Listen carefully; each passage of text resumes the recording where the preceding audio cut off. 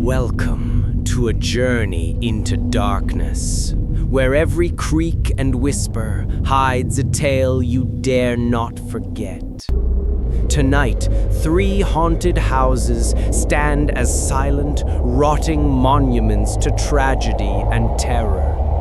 Within their walls lie secrets that have refused to die. Listen closely, for each story will stretch the very shadows of your mind.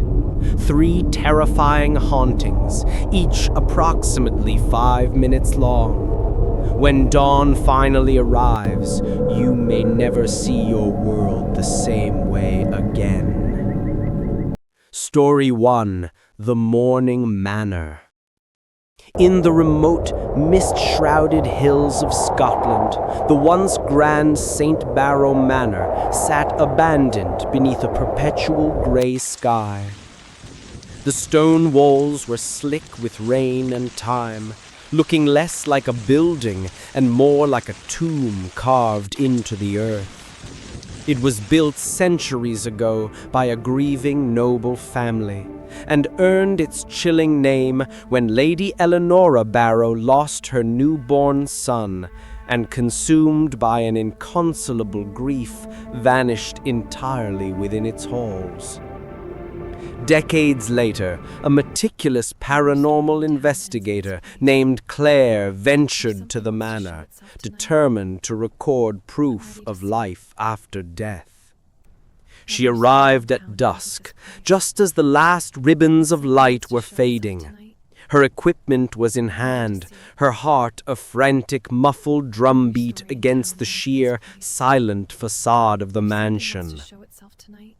As she crossed the threshold, the world changed. The air instantly dropped to a near freezing temperature, and her EMF meter shrieked and flickered wildly in her grasp. The oppressive scent of damp, decaying fabric and cold, rusted iron filled her lungs. Claire's measured footsteps echoed through the vast, empty foyer, a cavern lined with unsettlingly realistic portraits of pale-faced children whose eyes seemed to follow her every move. She moved with grim purpose toward the nursery, the epicenter of the tragedy, a room untouched since that fateful night. The silence in that room was physical, a crushing weight broken only by the ragged sound of her own breath.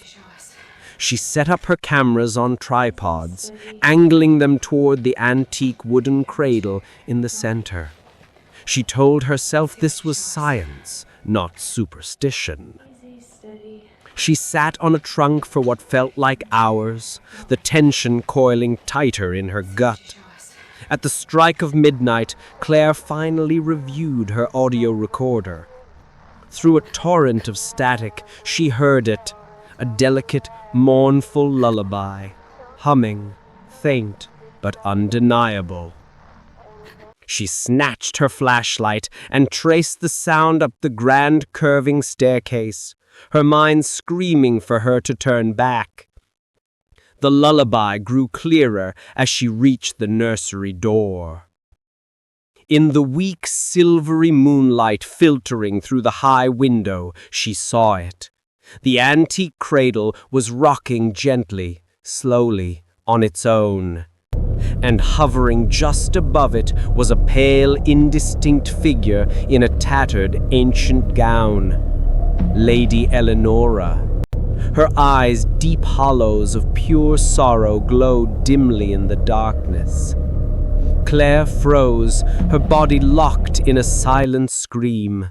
The spectral figure began to weep, a soundless, heart-rending noise that resonated in Claire's chest. Then the horror sharpened. The tears rolling down the figure's cheeks were thick black blood, staining the polished floorboards beneath the cradle. Claire found her voice, a broken, barely audible whisper. She didn't beg for her life, she simply whispered an apology for intruding, tears blurring her own vision. The spectral figure's focus shifted. It drifted slowly, inexorably toward her until their hands were almost touching.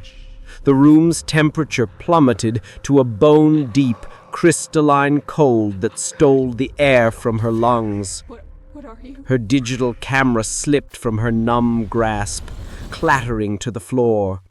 The lens shattered, but kept recording, capturing her final desperate gasp before the screen went utterly black. When rescuers arrived at dawn, they found the cameras still running on a continuous loop. Claire's voice was the only sound on the final clip, trailing off in a desperate, pleading whisper for mercy. The cradle in the nursery lay empty, of course, but it was still gently, perpetually rocking in the silence. Story 2. The Silent Suburbia. On a quiet, unremarkable street in rural Ohio, the Montague family moved into a perfectly modest home, the very definition of suburban normality. They were blissfully unaware of its dark recent past. Just a few years earlier, the previous owner, a solitary recluse named Henry Wallace, had simply vanished without a trace inside the house. Locals whispered his spirit lingered, unable to leave the only place he ever truly called home. It was an ordinary October evening when the teenage siblings Lily and Marcus decided to explore their new attic. The air up there was thick with dust and the smell of forgotten things. Amidst the yellowed, sagging boxes, they uncovered Henry's leather-bound journal. Its entries were unsettling, describing nightly visits from an unseen guest. The pages were frantic. "He stands by my bed," one entry read in shaky script, "and watches me breathe. I cannot sleep. He never blinks." That night, the house felt different. Heavier. Lily awoke suddenly, her eyes snapping open to the sound of floorboards creaking beside her bed, a rhythmic, deliberate weight. She glanced up, paralyzed, and saw a tall, unnervingly still silhouette standing against the faint moonlit wall opposite her window. "It's just a trick of the light," she tried to tell herself, but the shadow was too precise, too malevolent. Frozen, a whisper of Marcus's name escaped her lips. He sat bolt upright across the room, his face a terrifying, pale mask of shock. They were both seeing it. They watched in silent terror as the figure began to drift, not walk, toward Lily's bed. Its features were impossible to discern, blurring, half man, half sentient shadow. It had no sound, no scent, only a profound sense of cold dread. Marcus, finally snapping into action, lunged across the room to switch on the bedside lamp, but as his fingers hit the switch, the light bulb flared once, then died entirely, plunging the room into total darkness. The shadow was immediately closer. In the oppressive blackness, the entity reached out. Lily felt the subtle, terrifying pressure of a hand-shaped touch on her cheek. An immediate searing cold spread through her veins. It wasn't just cold, it was the temperature of absolute zero, of death. She finally released the scream she had been holding for an eternity. The figure seemed to recoil from the sound, an almost visible ripple in the darkness, and then as quickly as it had appeared, it vanished into the ceiling. The next morning, the evidence was undeniable. Lily's cheek bore a distinct, faint, hand-shaped bruise, and Marcus found a vintage photograph of the recluse, Henry, taped firmly to their bedroom door, its eyes deliberately and savagely scratched out. The siblings didn't hesitate. They fled the house that very day, leaving most of their belongings behind. To this day, neighbors claim the lights in the Montague homes still flicker on certain nights, and if you have the nerve to press your ear to the bedroom door, you can sometimes hear the distinct, soft, and unhurried sound of someone breathing on the other side. Story 3. The Lakeview Cottage. Nestled beside a perpetually misty lake in the desolate wilderness of rural Maine, a small, isolated wooden cottage boasted a promise of peaceful solitude until it inevitably became a tomb. In the brutal winter of 1978, a young couple, the Thompsons, were caught in a sudden, violent blizzard and sought desperate refuge inside its cramped, sturdy rooms. They found initial comfort in a small, crackling fire in the stone hearth and an antique music box sitting innocently on the mantelpiece. As the wind howled outside, a deafening white noise against the windows, they wound the music box and danced to its delicate, tinkling melody, seeking a moment of normalcy. They were completely oblivious to the tragedy that was about to repeat itself. Long ago, another family had sought refuge here and had simply frozen to death inside the very same rooms. Locals claimed their spirits still wandered the frozen property, children lost in the snow. The atmosphere grew heavy as the hour approached midnight.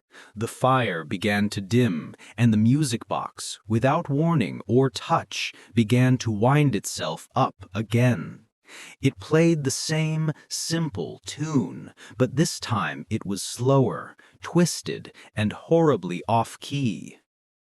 In the flickering light of the dying fire, they saw movement in the shadows against the frost-covered window pane. 3 small, childlike silhouettes, their faces pressed against the glass.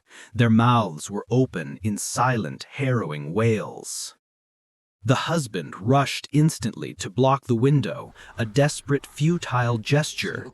Before he could reach it, 3 small, frost-coated hands slammed against the pane. He gasped as a pale, juvenile face was pressed against the glass, its eyes empty, sunken hollows of darkness.